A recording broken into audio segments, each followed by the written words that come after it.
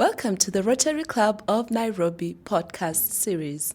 My name is Susan Murabana. I'm so excited to be here today with a guest who has welcomed me to the club from when I joined, when I was very young. I'm still young. And also who's always embraced astronomy, which is my passion and my career. My guest today is none other than Suli Shah. Well, I was born in 1938 in Nairobi. When I was young, we lived in Thika until I was about 10, 12 years old. Then my family moved to Mombasa before the war, because of the war. And then, of course, I lived most of my life until about 87, 88, when I moved to Nairobi. And since then, I'm here. My primary education was partly in Thika and partly in Mombasa. I studied at Alidina Visram High School, which was right on the creek, built about 100 years ago. At that time, there were no schools for the Asian, so he thought that he should have a school for the Asian people. And most of these stones and the woodwork was all imported from India at that time. Wow. And this school is celebrating 100-year celebration, centenary, next year. And I'm partly involved into it. I had my O-levels at this school. Went for further studies to India.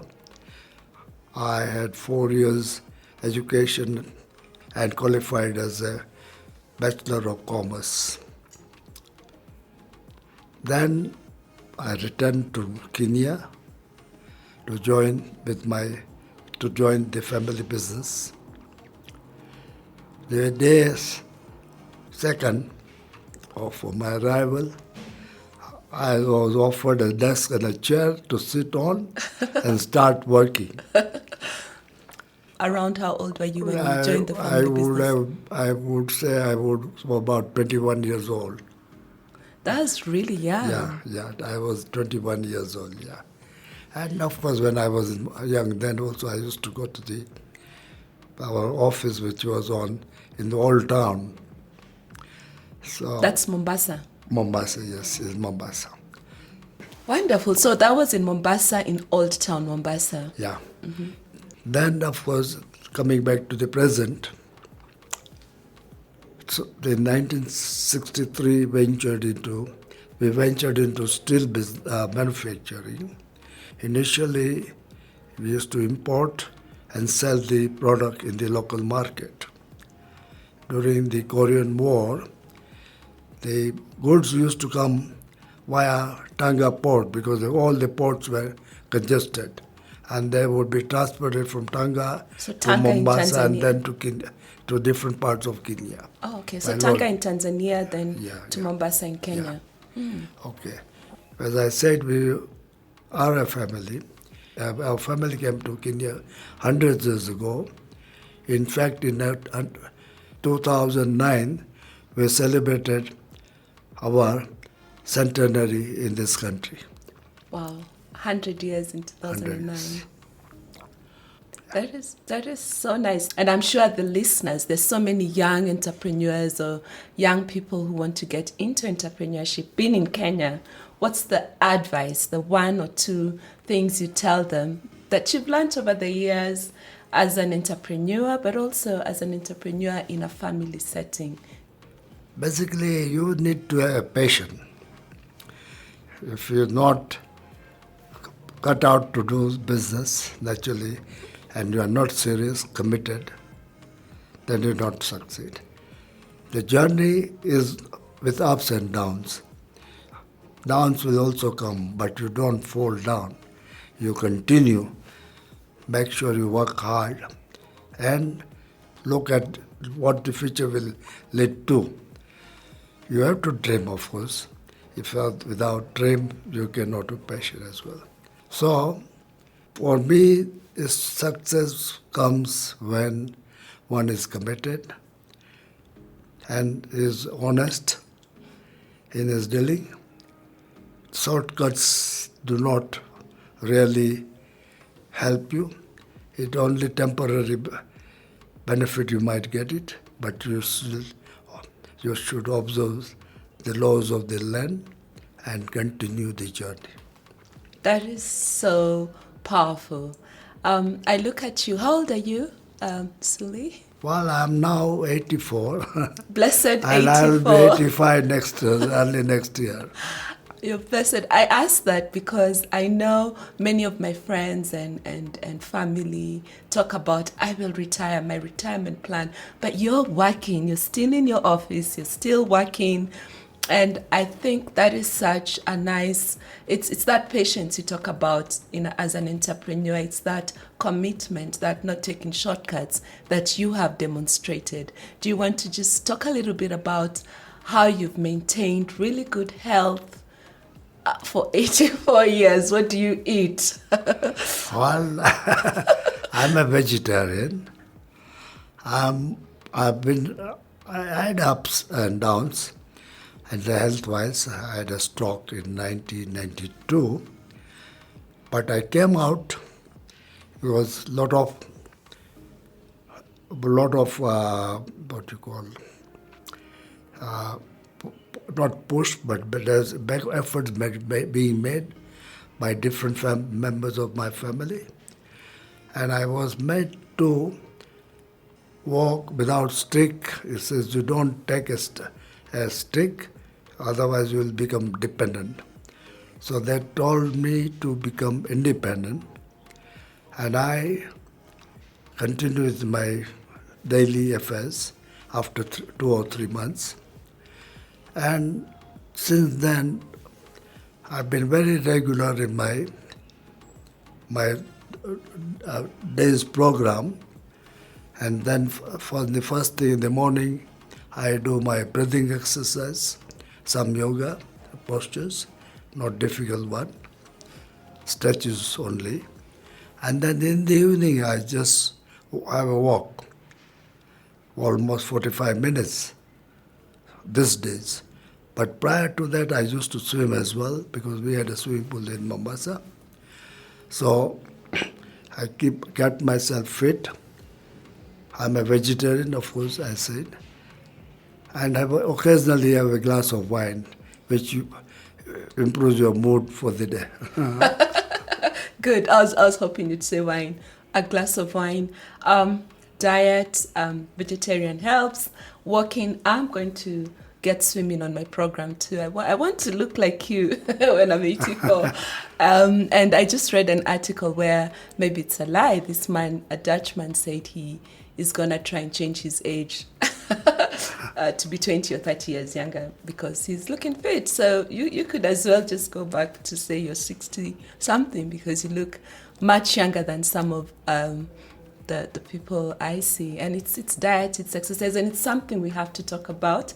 And I like that you talk about mood because mental health is something that's destroying our young generation right now, and especially during COVID when we were confined to our own small spaces and couldn't interact. We didn't have that human touch, which I want to talk about. When I joined the Rotary Club, I enjoyed meeting new members. There was a welcome table, and I'd sit there and we had our tags, and I would see Suli and hi Suli, how are you? Welcome you inside and everything. And I think that's how I got to know you a little bit. Tell me about your philanthropic work. Before we come to Rotary, I know you do much more than what you do in Rotary, but just a little bit about some of the philanthropy work you're involved with. But just one thing before I say what we do, because this when somebody says hi to you and greets you with a warm smile, that brings each other together. I mean, that bring nearer. And that's what you continue the friendship and your acquaintances. Okay, on the front of, beside Rotary, in Rotary, of course, I have been involved in community affairs. I have been involved in children rally.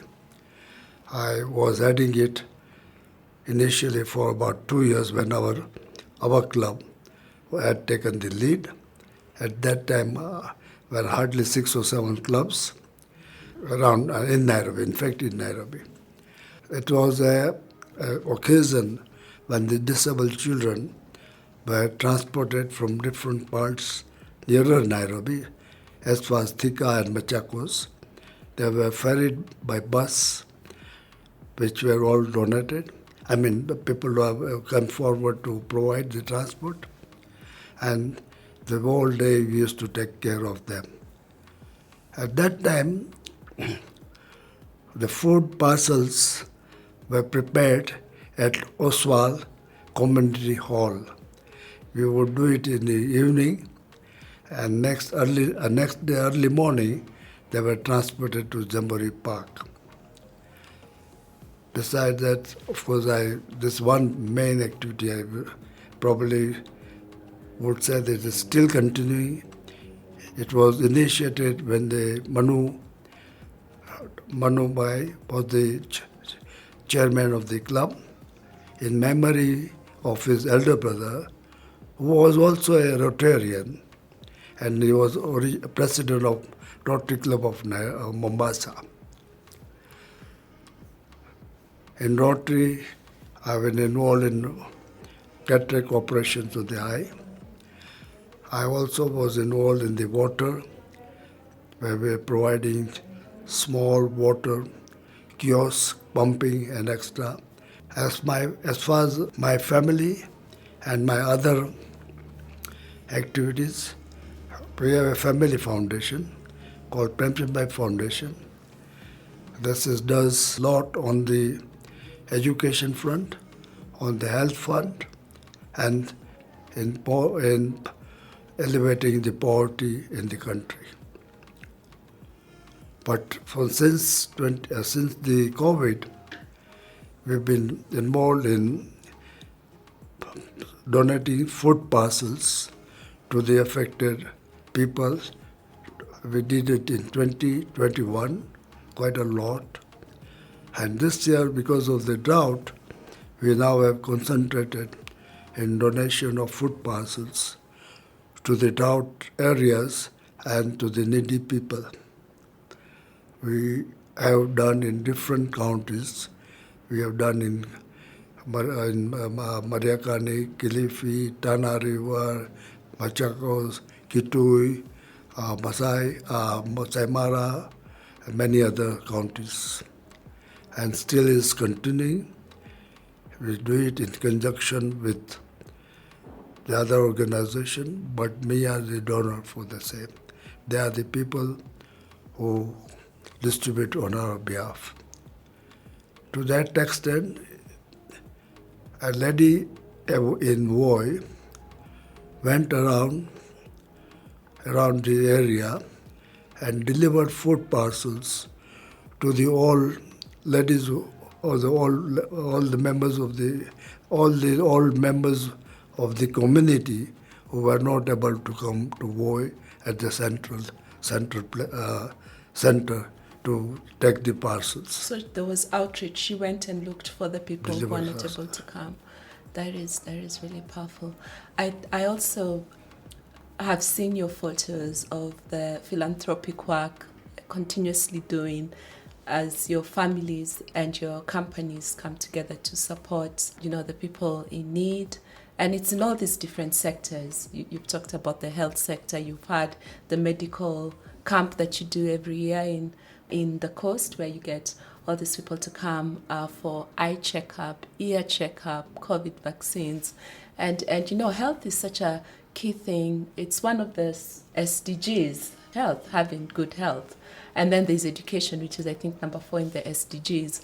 Again, you've sponsored children, built hospitals. Of course, some of these projects have sustainable goals. Educating a child would mean that when they finish, they will change the whole community. We need to create a culture where we give more, like you have demonstrated. What advice would you give young the youth or the older people, corporates that have all this money and don't know what to do with it, or even just young people who don't have much but could just give 200 bob or 1,000 a month. What advice would you give them? What would you tell a listener who's touched by all this generosity? Just use my paper there, and I just want to show. This is the extract from a book called Sri Aurobindo. Yes. It was before Gandhi. Yes. In India. It says that also in the book, also included in this section are the letter on the limitation of social duty, philanthropy, humanitarianism, and political activism in delivering humanity out of persistent suffering, for only a fundamental evolution of conscience can resolve the inherent imperfection of the nature. So my advice is that we do all these things, but we must ensure this what we are doing is sustainable. Thank you. I know that you love to read. You read a lot. Yeah. And But you come to know. and we have a book club under vocational service committee. Is there any book you'd like to recommend and participate with us under the book club? Well, in fact, this book club was started by Nelson. Yes. At the initiative of mine. Yes. I told him that Rotary in India, some Rotary clubs in India, they have book club. Why we don't start? And initially I said I'll be involved. You're such a behind-the-scenes person.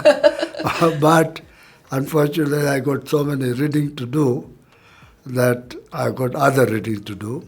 So I said I cannot make it. But I read a lot. Most of these books, naturally, books, either I don't have to buy, of course, sorry. But most of the books which I get, it's from Manu.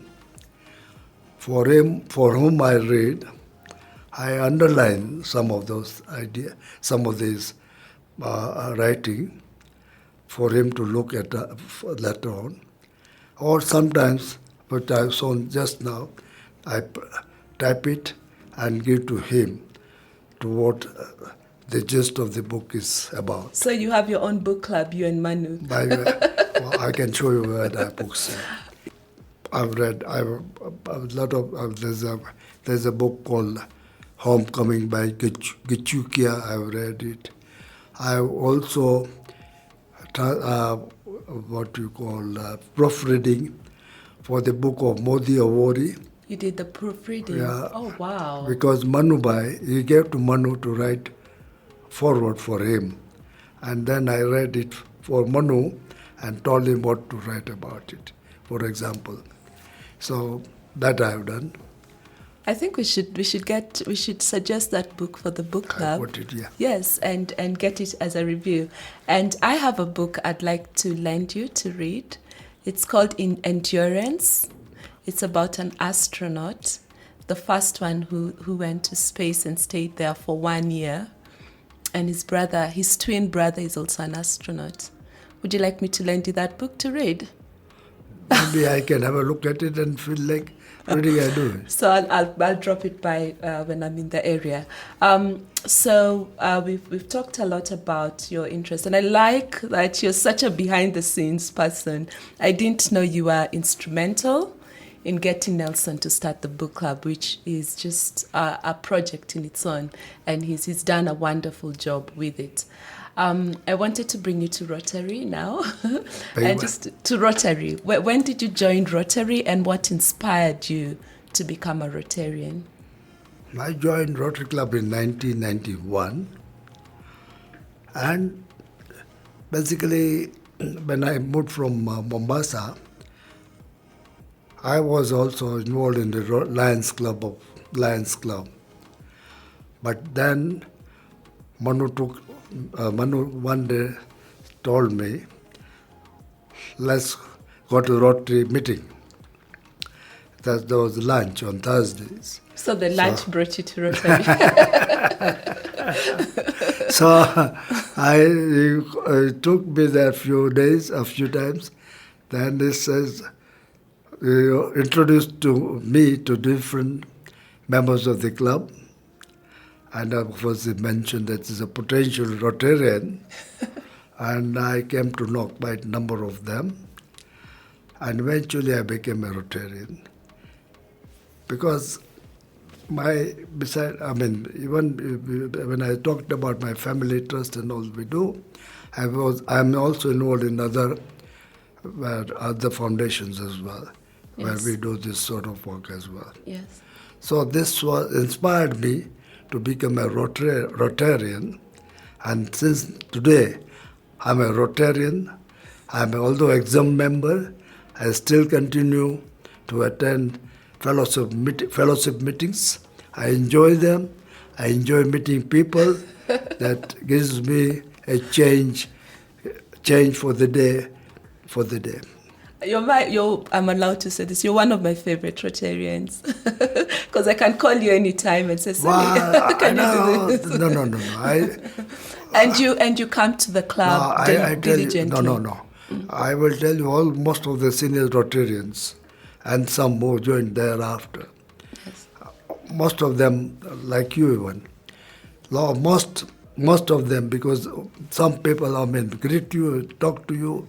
I enjoy. Sometimes I have to turn my back and say, "Oh, is calling me?" So that's why. But then I came to know Gideon. Yes. Way back in '91. Yes. When he was a Rotary. Since that day, I knew him well. Yes. Of course, like Dr. Gitanga. Yes. I've been knowing since he joined the Rotary Club. Yes. I know Anne, I know you, I know many, Evelyn, I know Susan, what's her name? The one you had to interview this now. Yes. Yeah. Atia. Atia, the other one, yeah. So the number of them I just cannot mention because the old Rotarians are no more there, like Darcy. Yes. So many other people. Yes. I've missed them. Yes, Yeah. I too. I miss Darcy too, and it's interesting that you mentioned David Gidanga and Gideon because I did discussions with them yesterday, and your name came up. So obviously there is a mutual friendship between you and them. And Rotary, you talk about friendship and warmth. We are friendly and warm. Yes. Yeah, the other thing which is Rotary used to do it before, used to also take you out. And like we went to Masai Mara, Yes. which was way back in 2005 or 6, I'm not sure when. We went to Masai Mara. The trip was organized for the Rotarians. Again, that sort of activity which the Rotary does brings you together. Similarly, we had this Turkana trip. We called it Rotary Overland for the Eclipse. Turkana Eclipse Challenge. Eclipse, yeah. So that also was very interesting. And the way place was, and then we went through all these places. We were escorted. We saw what was the eclipse. We saw the storm. Yes, and you blamed Susan. So that was a fantastic trip. Thank In you. fact, my son wanted to come initially because we were going to fly. We didn't. We could not get the booking for the Flight. airplane. So eventually, we talked to the boss of the of the airline, and we both were accommodated. I feel I should be the one saying the story because you called me and you're like, I want to come to the eclipse in Turkana. And I was like, but Suli, we are fully booked. And I really wanted you to come. I was like, this is epic. And then after a day or two, you called me and said, "No, I'm coming with Sarit Shah." I was like, "How did you do that?" And I remember when we were, at the school just before we went to view the totality, you gave me a photo and asked me to tell the kids that you had witnessed an eclipse in 1980, I think. And you asked me to tell them in Kiswahili. And it was just a mood of excitement and happiness and fulfillment. And I'd love to have another trip, maybe not the same, but a similar one where we all come together as Rotarians and just, go somewhere and lose ourselves in that moment. My suggestion would be, of course, to organize a trip like that, but not too far from Not Nairobi. too far, yes. Somewhere near. And then most of the Rotarians can join. Yes. In fact, we used to have picnics as well. And I remember we had a picnic at Ikraf.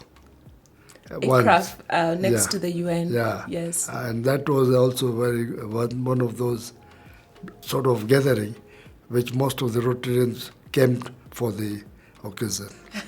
I hope listeners, you can feel the smile in Suli's face as he talks about these trips. I'm smiling ear to ear. So, favorite song? Favorite song?